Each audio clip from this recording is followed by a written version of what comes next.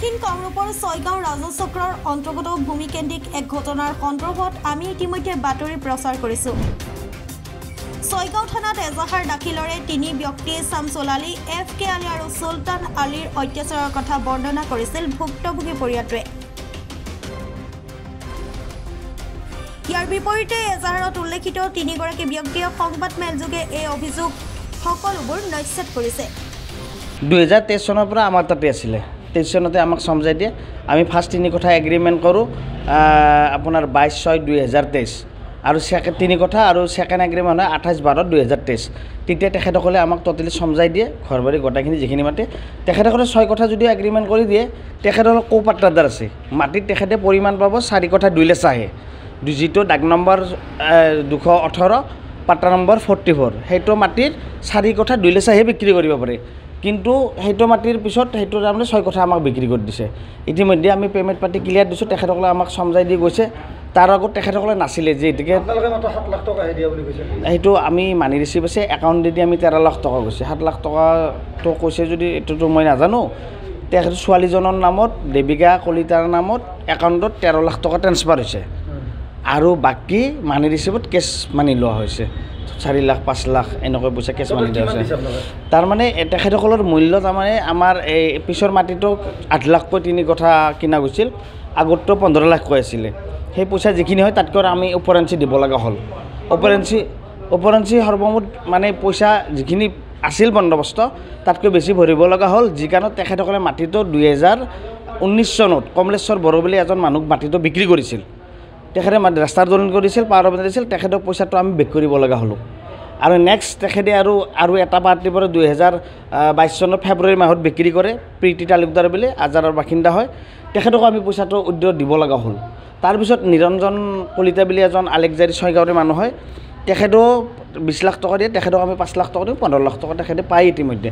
যিহেতুকে তাত এই মাটিটোক লৈ খেলি মেলি গণ্ডগোল এটা গৈছিলে। মাটিটো আমি লোৱাৰ পিছত সেই মাটিটোৰ মানে সমস্যাখিনি সমাধান কৰিবৰ কাৰণে আমাৰ পৰা মানে পাব লগাতকৈ বেছি টকা সুৰকি গ'ল। কিন্তু আপোনালোকে অপহৰণ কৰি হত্যাৰ চেষ্টা চাওক, তেখেতসকলক সকলোৱে জানে, মানুহে মেডিকেলত যোৱা, মেডিকেলত চিকিৎসা কৰা, তেখেতৰ লগত ভাল সম্পৰ্ক, আজিও ভাল সম্পৰ্ক। মাজতে কোন পিছত আছে তেখেতসকলে আমি নাজানো। কোনোবা জড়িত আছে আৰু ছোৱালী বা মাইকী কেইজন মানুহ ঘৰ সিমান বেয়া মানুহ নহয়। কিবা অভাৱত পৰি কিবা ক'ব পাৰে, কোনোবাৰ প্ৰৰোচনা নাচি আছে। কিন্তু তেখেতসকলৰ লগত আমাৰ খুব ভাল সম্পৰ্ক। যিটো অপহৰণৰ কথা কৈছিলে, তেখেতসকলক নিৰঞ্জন কলিতাই এটা মানে পইচা দিম বুলি ঠগাই আছিলে আমাৰ পৰা পইচা লৈ কেনে। সাধাৰণতে তেখেতে এটা মানে কেছ দিছিলে ছয়গাঁও থানাত। তেখেতসকলক মানে থানাৰ পৰা মাতিছিল যে এইটো কেছ এটা আহিছে, আপুনি আহিব। সেই ভয়তে তেখেতসকল মানে আমাক সোধে যে কি কৰিম। তেতিয়া আমি কৈছিলোঁ যে কি কৰিম, এতিয়াতো ক'ব পৰা নাই কি কথা কি বাৰ্তা। নিৰঞ্জন দাক লগ কৰিলোঁ, নিৰঞ্জন মোক থানাত এটা ফাইচলা কৰি দিয়া। তেতিয়া আমাৰ ভাইটি এজনক বোলে ফোন কৰিছিলে। সেইখন ভাইটি এটাক কৈছে যে আমি এক জেগাত যাম, সিহঁতে বোলে যাম বুলি ক'লে। তাৰপিছত যে ভাইটিজনৰ নাম লাদিন বুলি আমি এনেই মাতোঁ। সেই ল'ৰাজনক লৈ যাই কিনে ফুৰিব যায়। সিহঁতৰ যেতিয়া গাড়ীখনত গৈ, আমাৰ গাড়ী এখন সৰু গাড়ী আছিলে, সেই গাড়ীখন বোলে লৈ গৈছে ভাইটিজনৰে গাড়ীখন।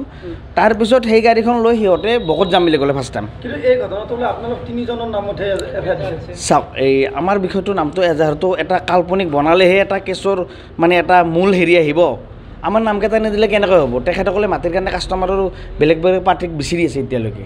গতিকে বিচাৰি আছে যিহেতুকে এইটো আমাৰ এটা কাল্পনিকভাৱে এইটো বনাইছে কাৰণে কেছ এটা কৰিব লাগিলে সঁচাই মিছে যোগ কৰি দিলে হ'ল। মই প্ৰশাসন, আইন বিভাগ সকলোকে কৈছোঁ, যদি অপহৰণ কৰি লৈ গৈছে উচিত তদন্ত কৰক। ল'ৰাজনৰ য'ত গৈছে, তেখেতসকলে ক'ত আছিলে, তাহাঁতৰ ফেমিলি গোটাই ফুৰিব গৈছিল, গাড়ীখন ক'ত লৈ গৈছিল, কেনেকৈ আহিলে, গোটেইখিনি তদন্ত কৰিলে ওলাই যাব। সেই কথাটো 100% ইয়াতে জড়িত আছে। এতিয়া এই ভূমিকেন্দ্ৰিক বিতৰ্কৰ অভিযোগ প্ৰতি অভিযোগ উঠি থকাৰ পিছত ছয়গাঁৱৰ ৰাজচক্ৰ বিষয়া আৰু আৰক্ষীয়ে তদন্ত কৰি কি পদক্ষেপ হাতত ল'ব সেয়া হ'ব লক্ষণীয়।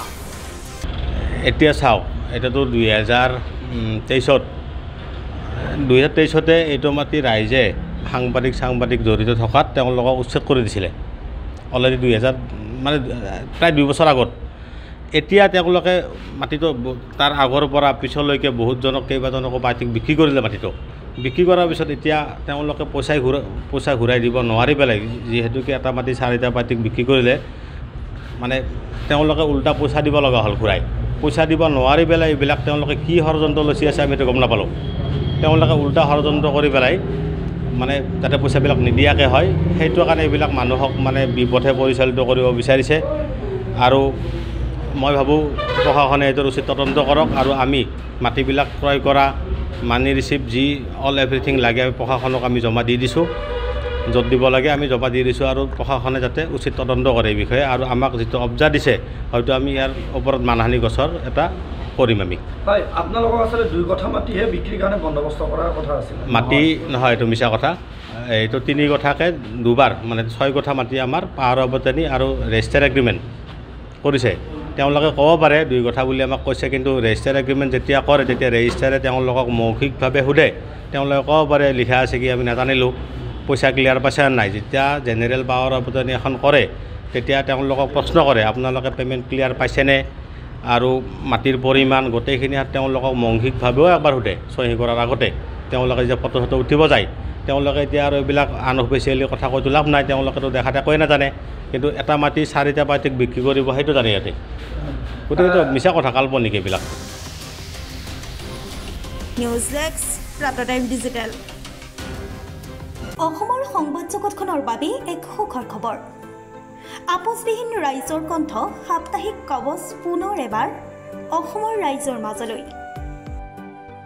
স্বত্বাধিকাৰী প্ৰণীতা কলিতাৰ দ্বাৰা প্ৰকাশিত আৰু আপোচবিহীন একাংশ নপুৰণি অভিজ্ঞতাপুষ্ট সাংবাদিকৰ দ্বাৰা প্ৰচাৰিত তথা eco printing press Guwahati Katabari গড়চুকত মুদ্ৰিত সাপ্তাহিক কবচ এতিয়া অসমৰ বিভিন্ন প্ৰান্তত উপলব্ধ আমাৰ ঠিকনা মুখ্য কাৰ্যালয় অসম ফৰেষ্ট স্কুল হৰি মন্দিৰ পথ গুৱাহাটী আৰু উপ কাৰ্যালয় Kalita market Bijoynagar Kamrup Assam mobile number হৈছে 9435114666 7002472813 আমাৰ ইমেইল আইডি হৈছে kobos2025@gmail.com